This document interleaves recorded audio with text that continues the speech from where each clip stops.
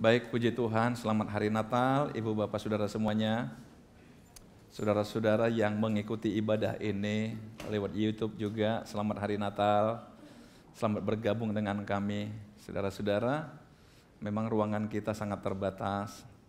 Kalau di tengah ini agak kosong, karena memang supaya kamera nggak terhalang. Ya, jadi biarlah cuma sayang kena kamera, saudara nggak perlu. Ya oke saudara, jadi kami di depan ini memang kamera seperti itu. Ini di live kan, jadi saudara-saudara yang di rumah juga, yang di mana-mana pun, yang sudah terlanjur mengambil tiket berlibur juga. Halo, saya sapa saudara. Ya, dan rekaman ini juga bisa saudara saksikan mulai besok barangkali. Saudara-saudara kasih Tuhan, pada masa Natal ini memang kita semua seperti gregetan ya. 2020 lalu kita kepengen merayakan Natal yang besar. RPCCC sendiri sebenarnya selalu pengen buat acara Natal yang setidak-tidaknya membuat kita bersuka cita, gabung semua. Tapi kali ini kita nggak bisa lakukan seperti itu. Kita hanya bisa gunakan ruangan ini walaupun kita bagi 3 sesi. Jadi saudara hadir jam 11, nggak perlu hadir jam 2. Ya, siapa tahu saudara katakan saya mau Natal 3 kali, nggak perlu saudara, maaf. Seat saudara sudah ada yang punya. Karena saudara registrasi cuma 1 kali. Betul kan? Oke. Baik saudara, hari ini saya ingin mengajak kita merenungkan satu tema, air mata sukacita. Wow. Saya jujur ketika saya coba merenung dari ayat tema kita sebenarnya dari Mazmur 126 ayat 3 nanti kita baca. Air mata sukacita. Kira-kira kalau saya bertanya pada saudara, arahnya kemana? Kok ada air mata tapi sukacita? Pasti saudara mengatakan ini berarti satu keharuan, betul enggak? Sedih tapi senang, kok bisa? Saudara-saudara yang kasih Tuhan, saya berapa kali ditanyakan oleh orang-orang yang ke gereja dengan mengatakan begini, Pak, kenapa waktu nyanyi itu air mata saya menetes tapi saya senang? Nah biasanya kan kalau orang air matanya menetes kan sedih, tapi kok bisa senang? Saudara, itulah indahnya di hadiratnya Tuhan. Itulah indahnya bersama dengan Tuhan.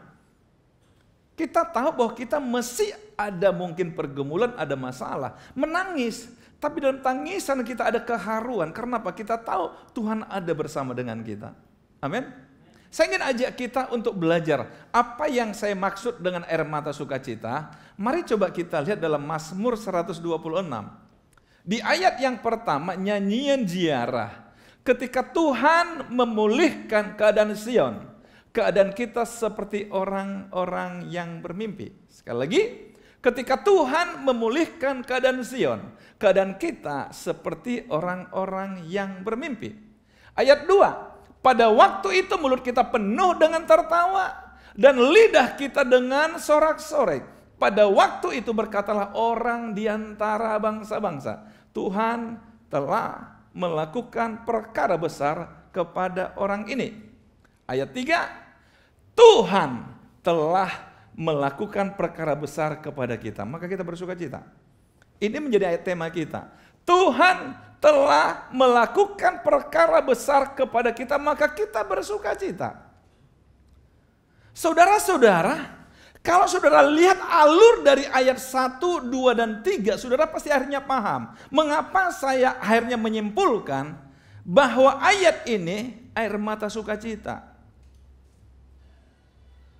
Coba, saya ingin ajak saudara kembali untuk melihat di ayat 1. Ketika Tuhan memulihkan keadaan Sion, keadaan kita seperti orang-orang yang bermimpi. Kalau bicara ada pemulihan, berarti ada masalah, betul? Ada satu kondisi yang tidak menyenangkan. Ada satu situasi yang menyakitkan, yang menyedihkan, yang membuat orang tertekan. Menangis. Tapi ketika terjadi pemulihan, ada sukacita. Ada sukacita. Saudara-saudara, ada 3 hal yang saya ingin kita belajar hari ini. Mengapa bisa bersukacita di tengah-tengah penderitaan? Di tengah-tengah air mata, mengapa bisa bersukacita? Mari kita kembali ke ayat 1 tadi. Ketika Tuhan memulihkan keadaan Sion, keadaan kita seperti orang-orang yang bermimpi. Saudara, Di atasnya judulnya adalah nyanyian ziarah. Saudara tahu arti nyanyian ziarah? Itu biasanya nyanyian yang dinyanyikan bersama-sama sekelompok umat Allah, orang Israel yang sedang berjalan menuju Yerusalem. Saudara tahu Yerusalem itu tempat di mana bait Allah ada. Sehingga sambil berjalan berhari-hari mereka menuju Yerusalem, mereka sambil menyanyi. Nah ternyata saudara, kalau saudara pelajari Mazmur 126 ini, lebih banyak orang setuju mengatakan waktu itu mereka baru saja keluar dari pembuangan di Babilonia. Saya coba mencatat di sini beberapa hal, saudara, singkat aja. Pembuangan di Babilonia itu terjadi sekitar tahun 605 sebelum Masehi. Saya pastikan saudara belum ada waktu itu. 605 sebelum Masehi loh saudara. Sementara kita tahun berapa Masehi lahirnya. Nah pada tahun 605 penyerangan atas Yerusalem pada tahun keempat pemerintahan Raja Yoyakim. Yoyakim ini Raja Israel. Tahun pertama Raja Babel yaitu Nebukadnezar II. Jadi dia menyerang Israel dan mengalahkan Yerusalem. Dan kemudian di sanalah ketika dia mengalahkan Yerusalem, dia bawa tawanan-tawanan perang, termasuk Daniel, Sadrak, Mesak, Abednego. Itu dibawa ke sana. Dari sana ke Babilonia. Kenapa? Dia lihat ada orang-orang muda potensial, dia ingin pekerjakan di tempatnya dia, di istananya dia. Itu Nebukadnezar, saudara. Jadi pembuangan awal terjadi di situ. Dan kemudian saudara di tahun 558 pengepungan Yerusalem yang kedua terjadi. Pada tahun 587 akhirnya pembuangan besar kedua. Diperkirakan sekitar Juli Agustus pada tahun 587 sebelum Masehi. Jadi saudara-saudara lebih 70 tahun sebenarnya. Walaupun bersihnya katanya 70 tahun. Orang Israel itu ada di Babilonia. Bahkan setelah kerajaan Babilonia dikalahkan oleh Media Persia, maka Israel, bangsa Israel tetap jadi tawanan di sana. Saudara coba bayangkan, ketika mereka ada dalam tawanan, sebagai orang yang kalah perang, tentu mereka rindu kampung mereka Yerusalem. Akibatnya saudara tahu, ketika tahun 520 sampai 519 terjadi pemulangan orang Israel. Banyak orang Yahudi kembali ke Yehuda, ke Yerusalem di bawah kepemimpinan Zerubabel dan imam besar Yesua. Dan di sanalah akhirnya bait Allah mulai didirikan kembali. Nah itulah keharuan mereka. Saudara bisa bayangkan 70 tahun lamanya mereka menderita di negeri orang sebagai tawanan. Sehingga ketika mereka kembali ke Yerusalem, mereka mulai membayangkan ketika Tuhan pulihkan kita, kayaknya ini seperti mimpi. Bisa ditangkap saudara? Ketika kita merasa dalam hidup nggak ada lagi harapan, tapi tiba-tiba ada secercah sinar membawa kita keluar dari masalah kita. Rasanya seperti mimpi. Pernah nggak saudara punya pengalaman seperti itu? Punya pergumulan yang berat, punya tekanan yang berat, yang saudara merasa nggak tahu sampai kapan ini pergumulan akan selesai, tapi tiba-tiba tanpa saudara mengerti, Tuhan lakukan sesuatu. Saudara katakan seperti mimpi rasanya, seperti mimpi rasanya. Saya jujur sebagai pendeta juga saya mengalami paling tidak beberapa kali hal seperti ini. Benar-benar seperti mimpi, benar seperti mimpi. Kayaknya kita benar ini nyata atau bukan, nyata atau bukan. Saudara-saudara, itulah sebabnya dikatakan tadi itu. Lihat, ketika Tuhan memulihkan kita, memulihkan keadaan Sion, keadaan kita seperti orang-orang yang bermimpi. Saudara, dari sini saya coba pahami, pastilah mereka menangis, tapi menangis dalam keharuan. Karena apa? Ada tangan Tuhan yang mengerjakan sesuatu yang tidak lagi terpikirkan oleh mereka. Saya ingin Natal ini pun, mungkin kita akhiri tahun ini dengan menangis. Karena banyaknya tekanan. Sudah sering kita dengar, apalagi di tahun 2019 mengakhiri, saya bicara sama beberapa teman-teman yang punya bisnis, hanya mengatakan begini, bertahan aja udah syukur Pak. Konon lagi maju, hanya bisa bertahan aja sudah puji Tuhan Pak. Karena kenyataan ada banyak juga orang harus menutup bisnisnya, betul? Tapi siapa menduga saudara akhirnya masih bisa melangkah di 2021? Dan siapa bisa menduga hari ini kita akan akhiri 2021 hanya hitungan hari ke depan? Kalau kita lihat traumanya COVID-19 di bulan Maret, Mei, sampai ke Juni, Juli. Wow, seperti suasana sangat mencekam, betul nggak? Keluar rumah pun saudara nggak berani, betul nggak? Lihat orang pun saudara takut ketularan, hanya lihat loh. Belum ngobrol, belum lagi salaman. Halo, sampai saudara salah pakai masker, orang di mulut saudara di mata. Karena mungkin saudara merasa lihat orang pun bisa menular. Ada banyak trauma pada masa itu. Kita nggak bisa membayangkan hari ini bisa kita kumpul seperti ini. Medan boleh macet lagi, kita nggak bisa bayangkan saudara. Kalau lihat sampai kapan, Abraham katakan COVID tidak akan pernah habis. Wow, kita mulai berpikir seumur hidup kita begini, wah ngeri sekali hidup ini. Oleh karena itu layaklah kita hari ini bersyukur pada Tuhan dalam keharuan kita. Mungkin air mata belum kering, masih ada beberapa pergumulan saudara.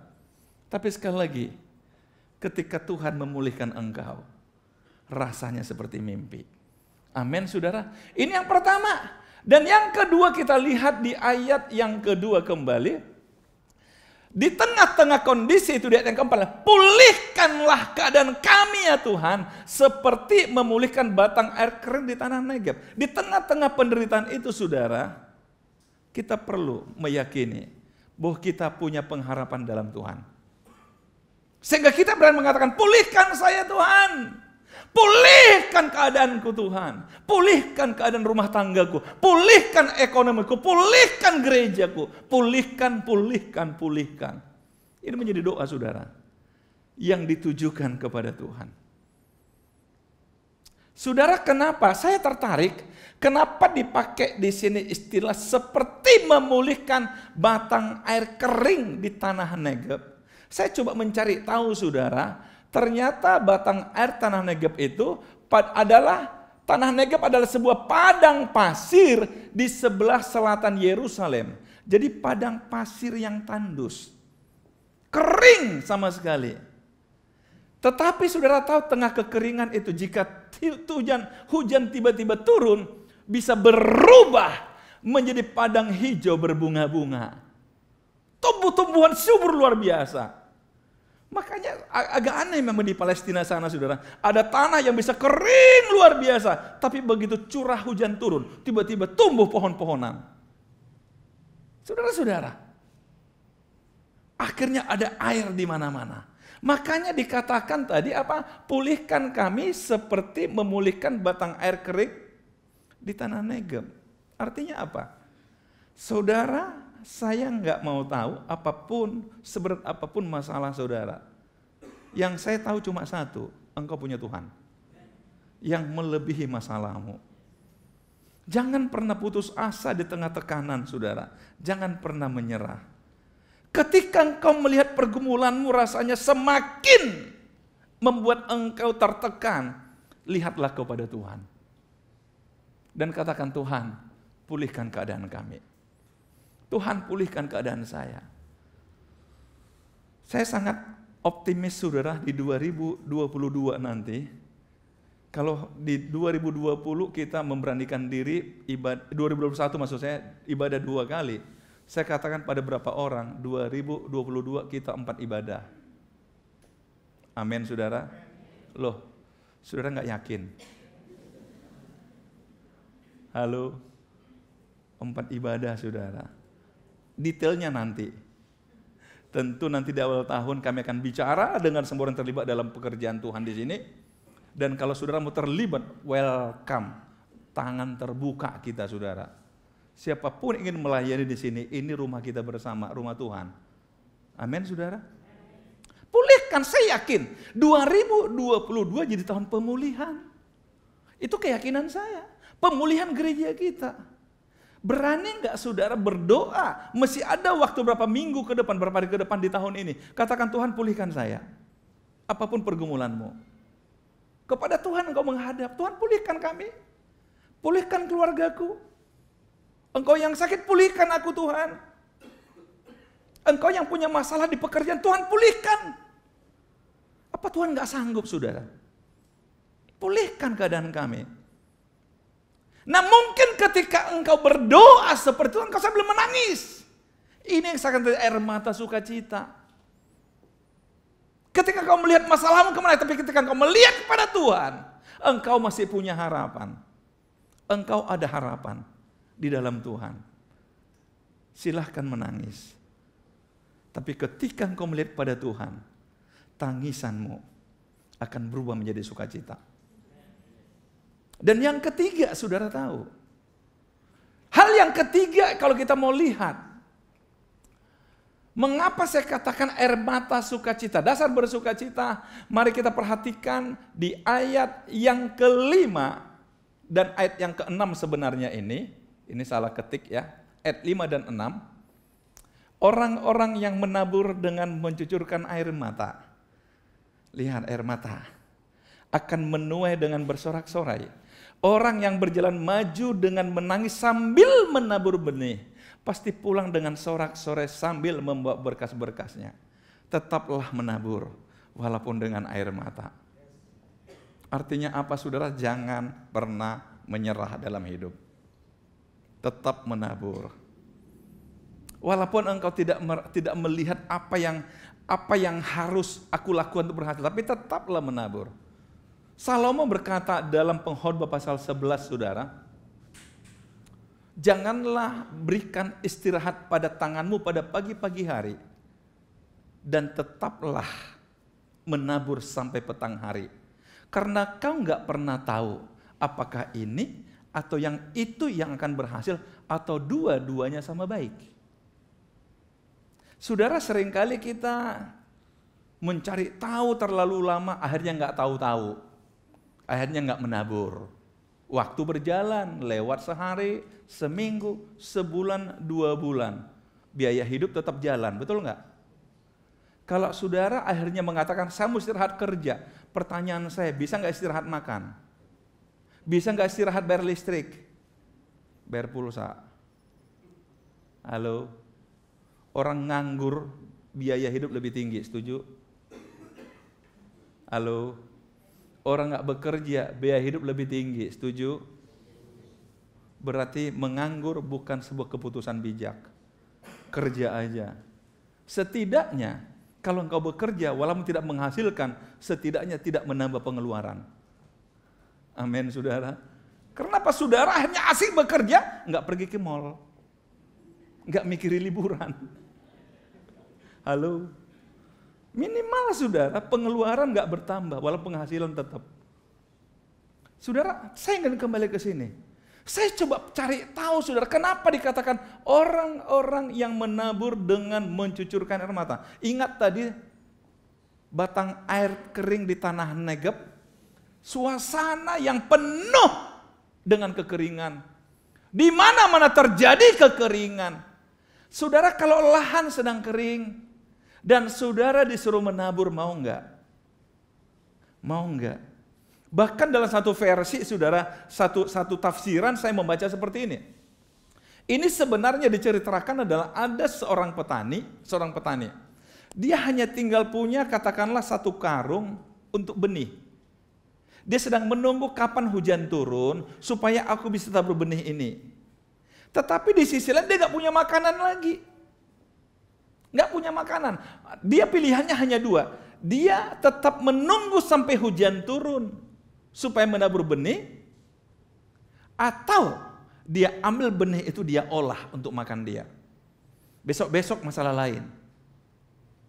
Saudara-saudara, tetapi orang yang di sini adalah dia katakan meskipun hujan belum turun, aku akan menabur. Sekalipun aku menabur harus dengan air mata. Artinya apa? Mungkin saya nggak tahu apa yang terjadi besok, tapi keputusanku adalah tetap melakukan sesuatu hari ini.